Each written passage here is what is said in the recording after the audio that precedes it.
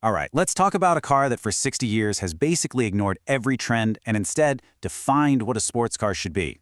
It's been the benchmark, the one everyone chases, but it's also a survivor. This is the incredible story of the Porsche 911.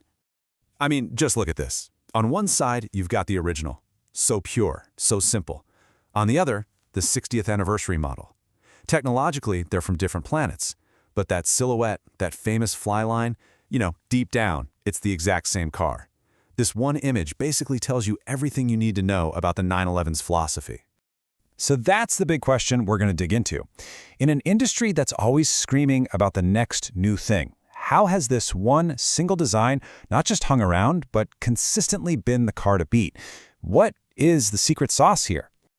Okay, so to really get the 911, you have to go back to the car it replaced. This whole story kicks off with Porsche's very first car, the classic 356. And this right here, this blueprint, is where the idea starts to become real. This was the Type 754 prototype. Now, the company founder, Ferry Porsche, he had a vision, a bigger, more powerful car, a true four-seater. But it was his son, Butsy Porsche, who was the design genius. He's the one who sketched that shape we all recognize instantly. Now here's a great bit of car trivia for you.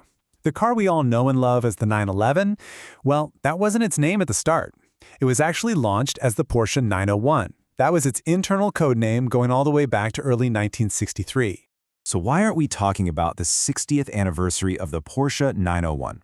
Well, funny story, the French car maker Peugeot basically raised their hand and said, hold on, we have a trademark on all three-digit car names with a 0 in the middle. So instead of a big legal fight, Porsche did something brilliantly simple. They just swapped the 0 for a 1. And just like that, one of the most famous names in car history was born. And right from the beginning, Porsche had this amazing ability to turn a problem into an icon.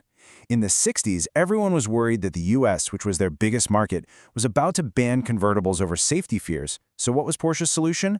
The Targa, with its built-in roll hoop. It didn't just solve a potential safety problem, it created a whole new kind of sports car.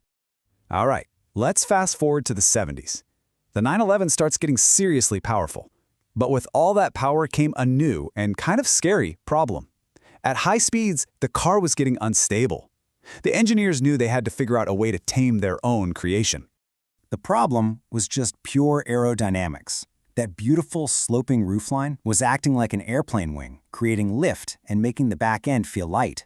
The solution? A spoiler. And internally, it got this wonderfully German nickname, the Bürzel.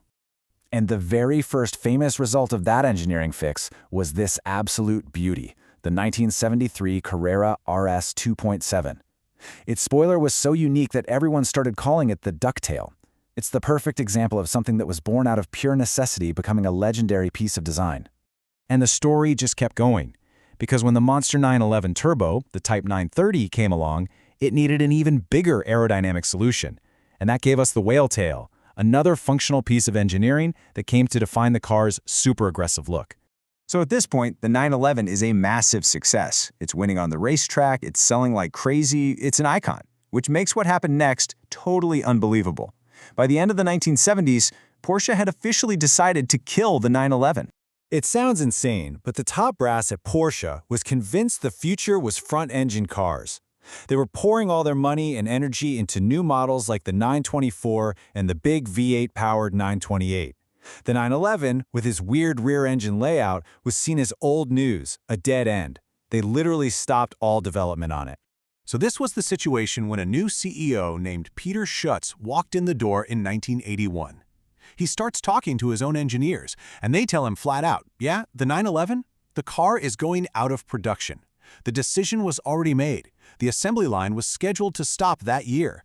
And then, one of the greatest moments in car company history happens. As the story goes, Schutz is in an office and sees this production planning chart on the wall, and the line for the 911 just stops in 1981. So Schutz grabs a marker, walks over to the chart, and just extends the line all the way off the page. He turned around and told the engineers to get back to work. And just like that, with a marker, he saved the 911. So, pulled back from the brink of extinction, the 911 starts a whole new chapter. And this era wasn't about some crazy reinvention, it was about smart, relentless evolution. To stay at the top, the 911 had to get modern. Cockpits went from analog to digital. The one model exploded into a whole family of cars. And then came the big one, the move that purists still argue about today, the switch from the traditional air-cooled engine to a modern water-cooled one. It was controversial, for sure, but it was absolutely essential for the car's survival. And this picture just captures that jump perfectly. On the left, you've got the 993, which many people think is the most beautiful air-cooled 911 ever made. On the right, today's 992. The tech inside is completely different, but you can draw a perfectly straight line from one to the other. The family resemblance, the DNA, it's undeniable. So this brings us all the way back to our original question. After 60 years of drama, evolution, and a near-death experience, what is the actual secret to the 911's longevity? What's the big takeaway? It really all comes down to this simple but incredibly powerful idea: evolution, not revolution. The engineers at Porsche are always driven to change, to modify, to optimize, to make it better. But they do it without ever betraying what makes a 911 a 911. They're on this mission to perfect something that already seems perfect to the rest of us. And I think this final thought just sums it all up. The 911 doesn't run from its history. It builds on it. It's a car that guarantees its own future by having this deep respect for its past. And that right there is why 60 years later, the legend just keeps on going.